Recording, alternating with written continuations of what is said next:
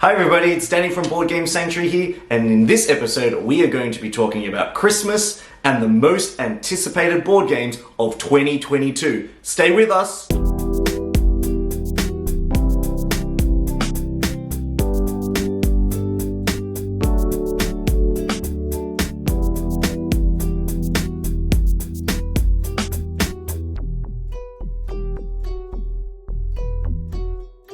Welcome to another episode of Talking Sanctuary, where we talk about life and board gaming in general. And it's completely unscripted, except for this little book here where I've written some of my notes. You didn't see that. First of all, this channel, Board Game Sanctuary, has been around this Christmas for 6 years. In 2015, I started this channel when I first got Mice and Mystics, the board game, as a Christmas present.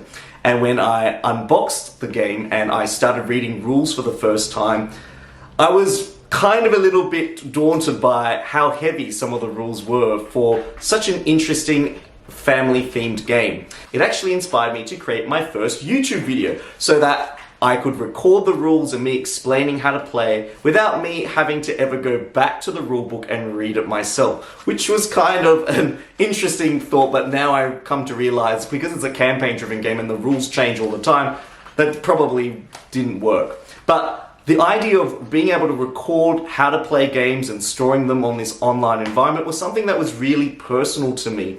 And being able to see how this channel has grown over the last 6 years has absolutely been amazing.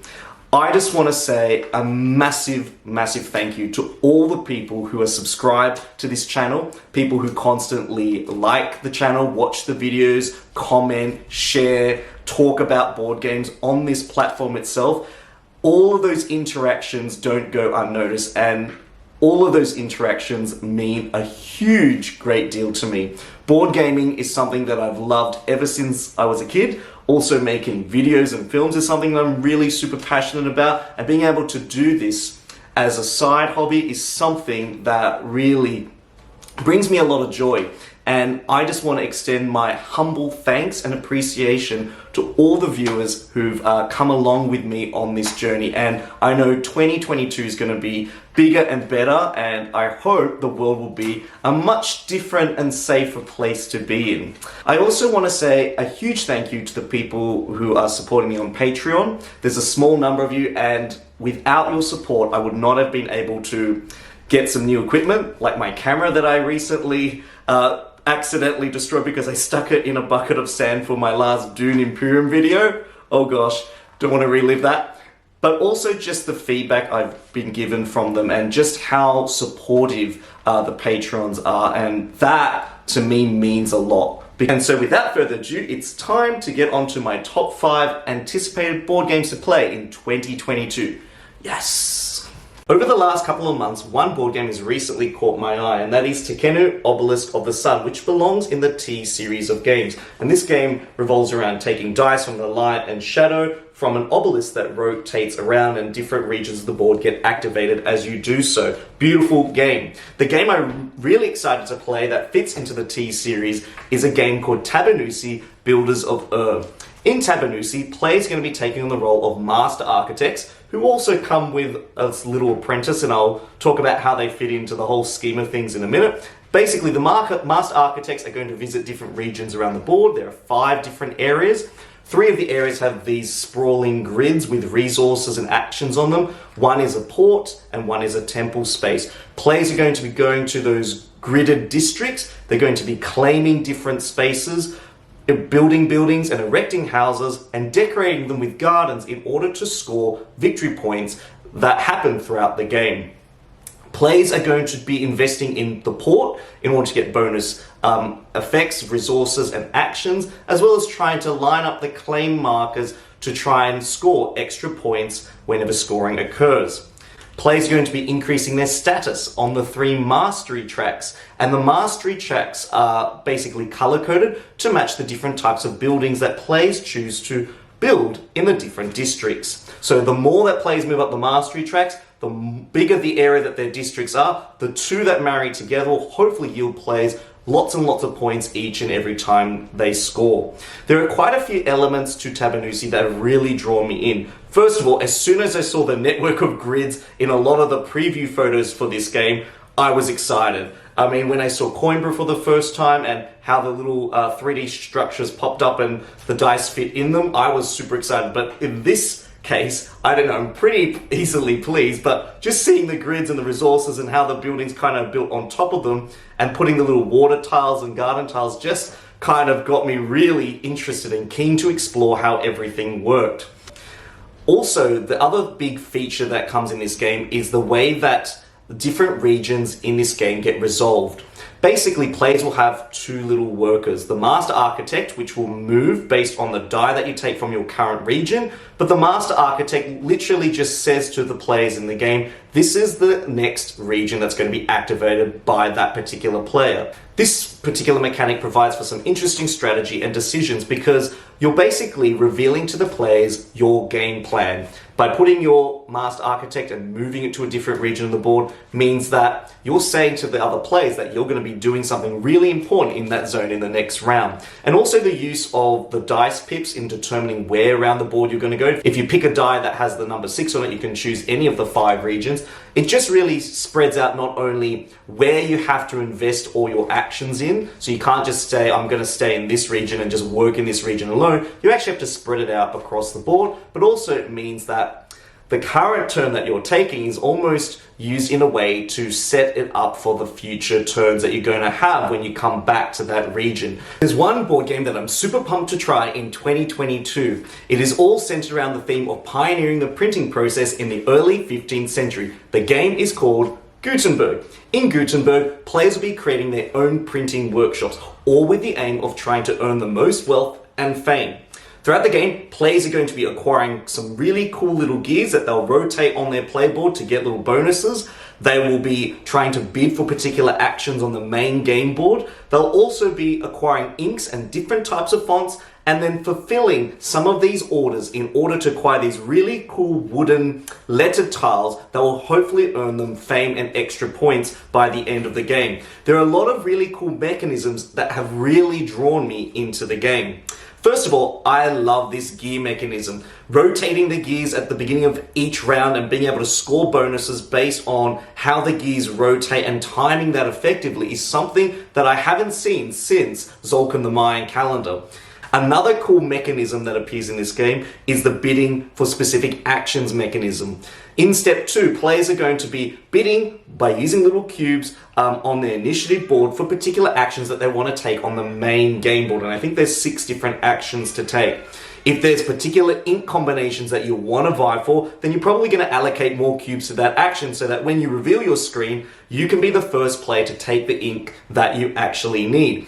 So this introduces a really cool twist on the turn order mechanism in a lot of games, and this does it in a way where you're kind of privately bidding on particular things that you want to do, and then when they're revealed, you might get a little bit of a surprise that some other player wants to take that action before you and take the resources that you need. One game I'm super excited to play next year is a game that is a third game that features in a trilogy of games designed by Ryan Lockett himself from Red Raven Games. If you're familiar with games like Above and Below, and Near and Far, as well as Islebound, a lot of these games feature in the world that he's created called Arzium, and Now or Never is a game that is the third game that features in this board game series. And I love the idea that there's a trilogy of board games out there that are all kind of set in the same world, but are connected both in story and theme, and that really excites me. So basically what has happened in Now or Never is a crystal meteorite has fallen onto the land.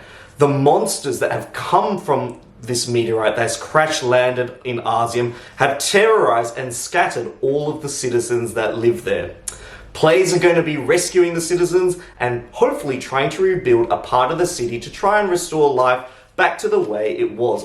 In Now or Never, there are 2 modes of play. There's the standard play where you can play competitively, and there's the story mode where there are 4 characters and you can play each character across 6 campaigns, and there's a map that flips to the other side where in the last 2 campaigns you explore like an underworld.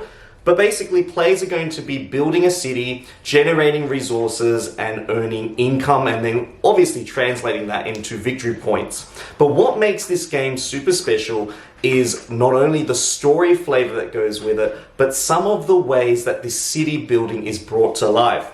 First of all, there's this big map where players are going to be moving their characters across the map to try and explore it. They're going to complete quests, but also they're going to use the map as a way of discovering what has happened to this world. And I think the place where they start is a place called Monument. I also like the city building mechanism in this game where players start with a grid of building tiles to the side, and then as players build these buildings onto their building map, they're going to take tiles where the tiles that they're allowed to take are adjacent to gaps that are created in this spread. And it creates this really cool tech tree element to the game where if I take a tile from the corner, the next two tiles that are adjacent to that gap are the only two tiles I can build. And then placing that tile in my grid and positioning them in rows and columns to score points and develop synergies. Wow, that just absolutely impresses me. And as players also explore the bigger world map, they're going to be rescuing villagers and bringing them back to their city, and they're going to be placing these villagers in the rows and columns in their city to accentuate and strengthen the resources they're going to be gathering.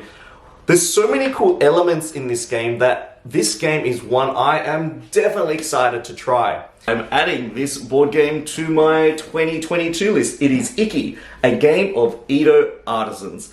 And basically, players are going to be building little stalls that are featured in the market, and I think they're called nagayas.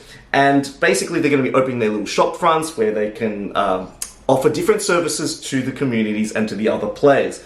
It features this worker placement, worker upgrade, and rondel mechanism. So throughout the game, players are going to be moving around the markets by cycling around the track, and wherever their main worker stops, they can then activate the abilities they connected to that Nagaya building, whether it might be getting more sandals or getting some income. And whenever you use a shop, the little worker that's allocated that shop upgrades. And eventually, when that worker upgrades to a certain point, that shop gets flipped over and gets rested, and the player who owns that shop gets to continue reaping the benefits in the long term. And to put it in layman's terms, it just basically means, let's play shop.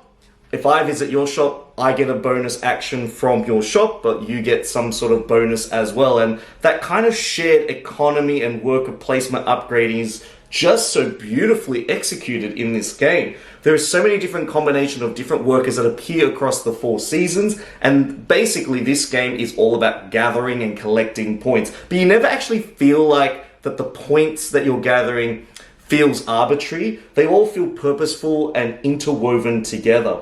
I really like the different combinations of ways that you can find or develop your path to victory. You know, earning coins, buying fish each season, or investing in tobacco.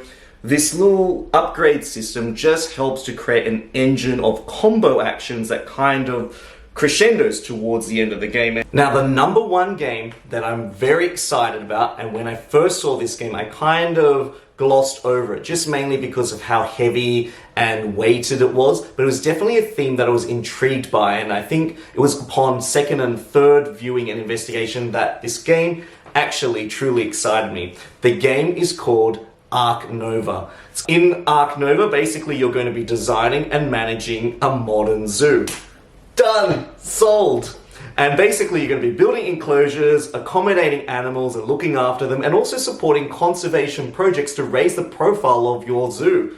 Wow! Players also going to be constructing unique buildings and enclosures, and also trying to develop a cool engine to meet their goals. Now, what is really cool about this game is the fact that the game comes with like over 100 unique cards, and every single card is different. If you play Terraforming Mars, you'll notice that the main deck features lots of different cards that trigger and are more advantageous at certain points in the game. The unique deck of cards provides for immense exploration.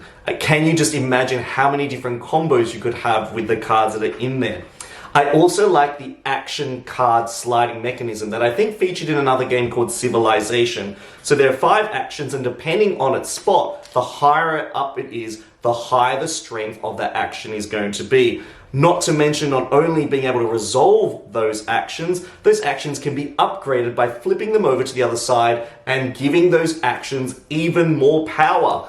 Whoa, that is beautiful. I also like how the animals that you're trying to keep in your park have specific requirements, enclosure requirements, environmental requirements, so the enclosure needs to be built next to water or some rockery. That really just adds a beautiful environmental touch to the game. And I really like the spatial element of having to place the tiles in your park so everything fits nicely. And that's what I used to do when I played Roller Coaster Tycoon. I tried to fit a roller coaster in, put like a merry-go-round in there, and in Zoo Tycoon I tried to build all these themed enclosures. This game ticks all of those boxes, and that's something that I just really want to play and want to play now. Biology is just something that I've loved not only in games, but also in my life. And if you know this channel really well, I've got lots of green things and living things around. This game is definitely right up my alley. So what do you think of my top 5 most anticipated games to play in 2022? There are some pretty good ones on there, don't you think? And I hope that I've piqued your interest in some of those games to hopefully help you bring a lot more joy into your family and friends over the coming year.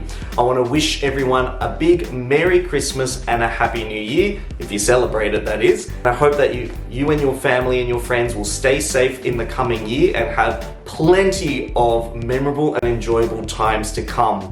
Thank you once again for supporting me and Board Game Sanctuary. I look forward to seeing you in the new year with some more crazy, funny, and also awesome board game content. This is Danny signing out. Don't forget to like, subscribe, and follow me on Patreon. Goodbye!